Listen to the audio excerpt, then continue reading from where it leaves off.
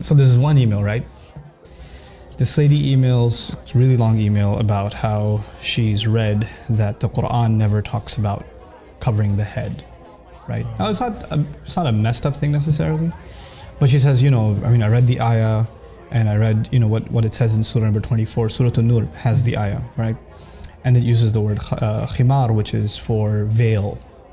And I looked up the dictionary and it says things like a shawl or cover, so it never ever says anything about covering the head, right? And I start thinking, is this a common confusion, or is this just this one-time email? Yeah. So I do a little digging, and it's actually extremely common. Like, a lot of people think that the ayah is not talking about covering the head at all, right? So it's a really common confusion. I didn't know. So, one of the things I really want to do is kind of address this in a sane way. I'm not interested in getting somebody to wear hijab. That's their decision, right? But at the end of the day, if something's being said about the Quran, we have to be honest. And what is it saying? And there are people who would like it to mean something it doesn't mean. And then there are people who are genuinely, they just don't know any better and they're confused about the subject. And I'd like to assume that anybody who has this confusion, they just don't know any better, or whatever they read convinced them of this. I don't like to think that they're they mean evil, or they're trying to have an agenda. Have an agenda, or a misguided opinion or whatever. So the cool thing about Arabic, right, is that for covering the head, just covering the head, there's 9 different words. Wow.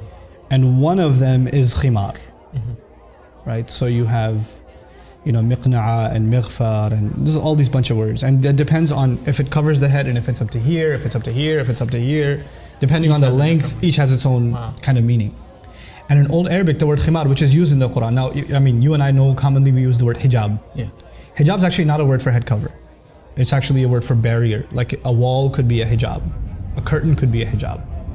Okay, so it just kind of got coined as hijab, but that's not the word in the Quran, nor the Arabs ever used it like that. Okay, so the word is khimar. And the cool thing about it is the word itself includes the meaning of covering the head. Like the head and then some. And it's used before Islam. The men used to have khimar too.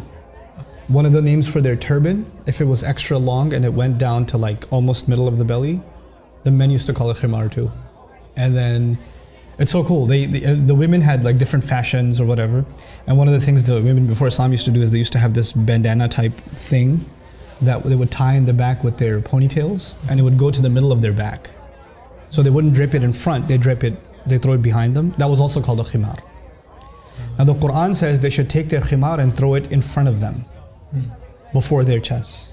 In other words, the only difference is keep the khimar, but just use it.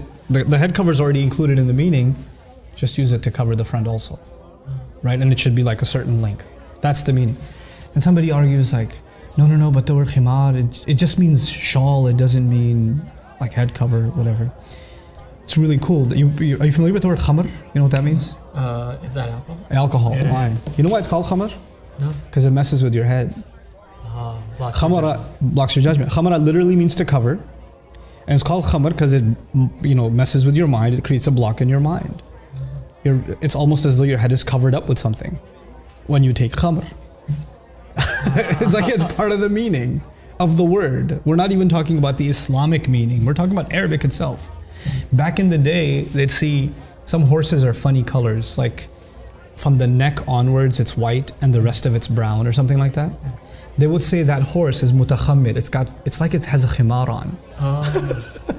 So, how are you going to explain that as the horses don't have shawls on? Yeah. It's just the length. It's just a length, and it's covering its head, and it's up to its neck and all the way down. So that's why they're calling it a khimar. So it's already in the language, but it's so unfortunate that when they say, okay, they should draw their veils over their chest. That's what some translations say, draw the veils over the chest. Well, a veil could be a shawl, it could be any kind of cloth. And it doesn't really include head covering, right? But the Arabic word does. And so I feel like a lot of this confusion comes because people don't pay attention enough to the original language, and how a lot of translations, they oversimplify the issue and we start coming to drastic conclusions. But I think that even if you talk about all of this, somebody gets upset and says, who are you to tell me that I have to wear this or that? I'm not anybody to tell you anything.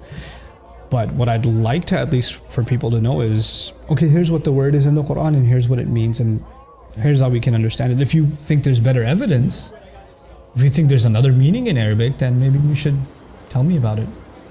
So, I don't know. Maybe I should do a talk about that someday. Yeah. Barakallahu.